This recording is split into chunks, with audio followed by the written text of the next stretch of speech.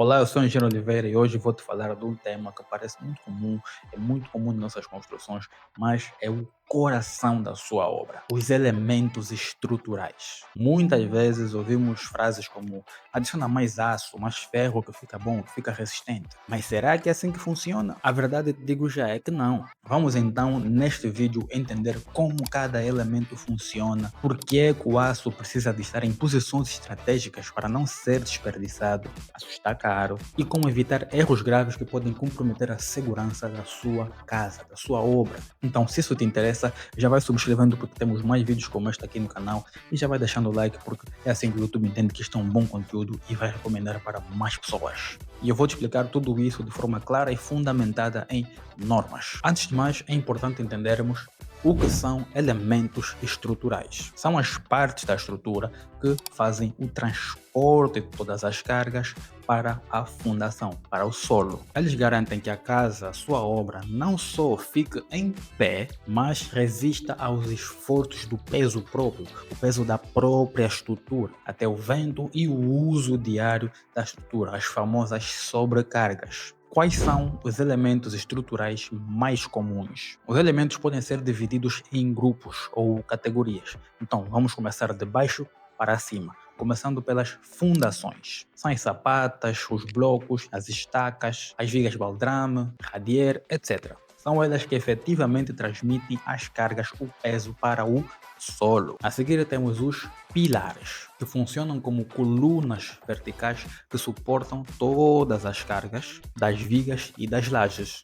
Já as vigas são barras horizontais que recebem as cargas das lajes e transmitem para os pilares. As lajes são superfícies planas que formam os pisos e as coberturas dos diferentes níveis. As suas cargas são resistidas, transportadas para as vigas para os pilares para as fundações. E, quando aplicável, temos até paredes estruturais, que além de ter a função de fechamento, como uma parede não estrutural, como de bloco ou tijolo, também suporta cargas. Isto é uma parede estrutural. Mas existem muitos outros sistemas construtivos, não é apenas de betão armado. Existem estruturas metálicas, de madeira, sistemas mistos, mas no contexto habitacional em Angola é muito mais comum encontrarmos estruturas de betão armado. E isso não só em Angola, a grande parte do mundo realmente. Agora, como funcionam e qual é o propósito deles? Antes de mais, tem que entender o seguinte: betão mais aço é igual a betão armado. O betão resiste muito bem à compressão, mas ele é fraco à tração. Já o aço, ele é muito forte à tração, mas precisa do betão para trabalhar junto, para conseguir dar esta resistência adicionada. A combinação destes dois elementos garante durabilidade e estabilidade. É o elemento máximo. Eu gosto muito de betão. Imagina, por exemplo, numa viga em balanço, uma viga que só tem um apoio. Ela está apoiada na laje, ou numa outra viga, ou num pilar. É quando uma viga sai para fora, como uma varanda, por exemplo, ou uma cobertura. A parte superior da viga, imagina que a minha mão é a viga, ela vai ser tracionada. Ou seja, esta parte aqui de cima vai ter a tendência de abrir. Logo, como a tração está aqui em cima e o aço resolve bem o problema da tração, o aço deve ir aonde? Deve vir em cima, para que elas consigam permanecer reta, visto que o betão não resiste muito bem à tração. Normas como o Eurocódigo 2 explicam muito bem a distribuição dos esforços e o posicionamento correto das armaduras. Neste caso, neste exemplo, se o aço fosse na parte de baixo apenas, seria um desperdício de dinheiro, porque o esforço não está na parte de baixo. O aço não vai funcionar tão bem na parte de baixo quanto funcionaria na parte de cima. Um outro exemplo, imagina uma laje, uma placa de betão armado. Ao pisar sobre a placa, imagina que a minha mão é a placa, a parte de cima é comprimida.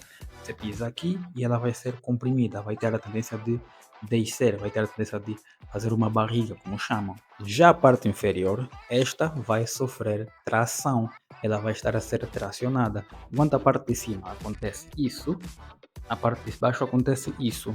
Compressão na parte de cima, tração na parte de baixo. Neste caso, o aço deve ir na parte de baixo. Por quê? Porque os esforços que realmente atuam nesta laje estão na parte de baixo. Não é só o Eurocódigo que fala sobre isso. Há outras normas, como a NBR, são as normas brasileiras. Neste caso específico, eu me lembro que a NBR 6118 detalha muito bem este comportamento. E os pilares? Estes funcionam maioritariamente e principalmente a compressão. Mas em casos de ventos ou excentricidades, que é quando o centro do pilar não está alinhado com um outro elemento que ele distribui a carga, ou onde ele distribui a carga, também precisam de aço para resistir à flexão. Mas em todos estes casos, eu recomendo sempre ter um projeto para conseguir guiar melhor a sua decisão. Não vá simplesmente para essas dicas que eu estou a dar. O ideal é que tenha um projeto realmente bem dimensionado, com um software adequado, por um profissional adequado, para conseguir fazer a análise estrutural e orientar melhor a sua execução. Mas os conceitos base são esses. E quais são as consequências quando mal feito? O aço mal posicionado é igual a risco de fissuras, trincas, rachaduras, até o colapso. O excesso de aço e sem cálculo não só é um desperdício de dinheiro, mas você pode estar a colocar aço onde o trabalho deve ser feito pelo betão. Ou seja, o aço não vai fazer um bom trabalho naquele ponto específico e aço está caro. A falta de recobrimento é quando a capa de betão do aço é muito pequena, é muito curta. Aí você iguala isso à corrosão acelerada.